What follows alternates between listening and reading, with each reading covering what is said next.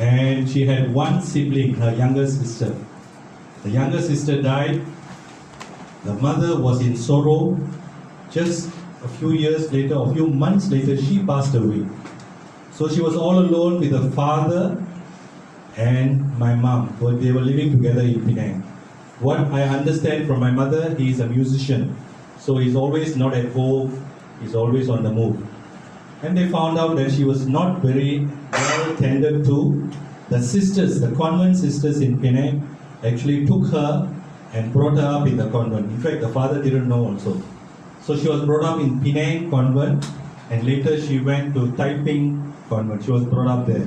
The only memory we have is she has somebody who lived with her for 20 over years of her life. Auntie, Arakumari auntie. She's still alive. Probably she'll be here tomorrow.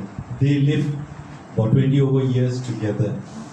And they got married and they were separated, and many years later they were reunited. Now, how she became part of my family? My father's sister is a nun. And when she was in the novice, my mom was in novice the first year, she didn't want to continue. And that's where my auntie decided to introduce her to my father. And they were married. And because my father was in the estate, she lived much of her life in the rubber plantation in Nilai. In fact, I have a close friend who are neighbors for a long time. This one is here. So she only has two. I am the second, my sister is elder. So there's only two of us, Pauline and Stephen.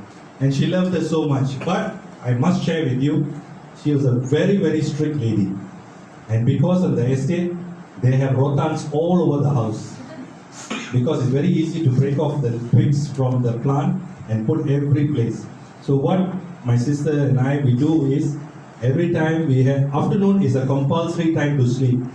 So we will put my mother to sleep, we will get up and go and destroy all the rotans that is within the house. That was our job. And when she gets angry, she wants to beat us, she cannot find any more rotans for us.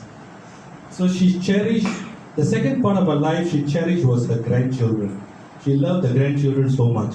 I remember when I get up in the morning, I can only see my mother in front here, praying the rosary, praying the Bible. 3 o'clock she would pray.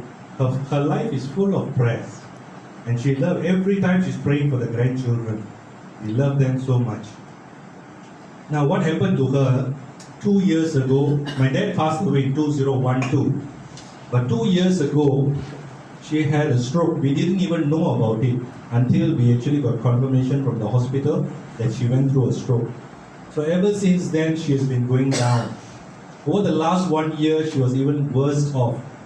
So 3 months ago, we noticed that things were not good. She could only take liquid food for the last few months. And the last few days, taken care by my wife and also my sister, with the assistance of all the family members.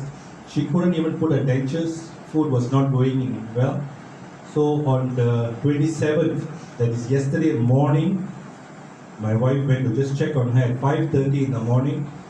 There was no movement at all. So probably between 4:30 to 5:30 she left.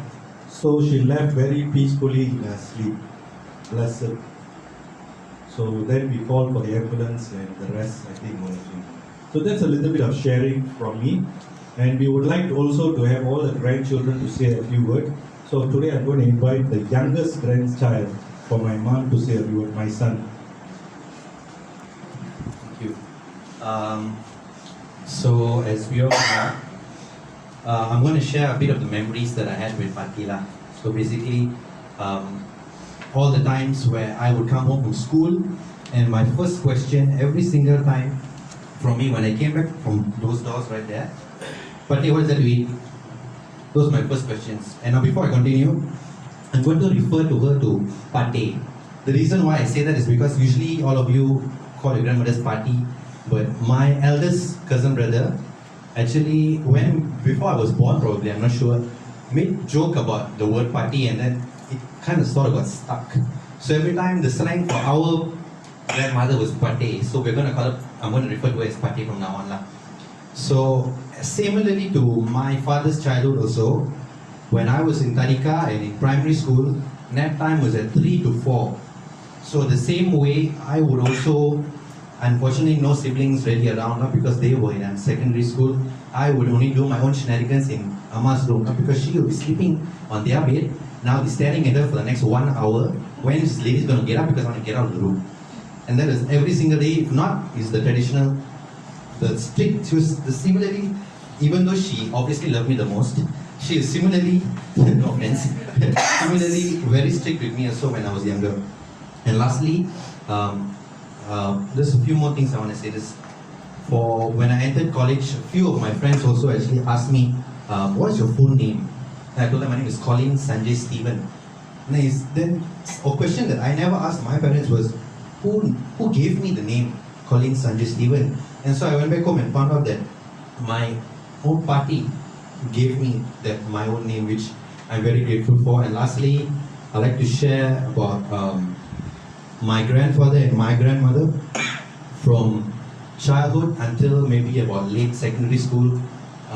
They were my parents at least during the daytime, because my parents were working in the bank and they only come back after 5 or 8 o'clock. And even Appa also would come back maybe at 10 o'clock when he was working in KL or wherever he was working. So the only thing I would hear in the house is the constant fights and bickering that my tata and Pati would make. Just complaining all day about all the things like my grandfather will be shouting at them, what is this? Why are you feeding him? Why are you so manja with him? What's the problem? Then after she will fight for me. And one thing that I learned from them, the most important what I learned from them was to always love each other even when you hate each other. And eventually, always my grandmother, after fighting with my tata will enter the room, she look at me and she just laugh at me. So that's my fondest memories. And so thank you all for listening and thank you all for coming. So with that, thank you.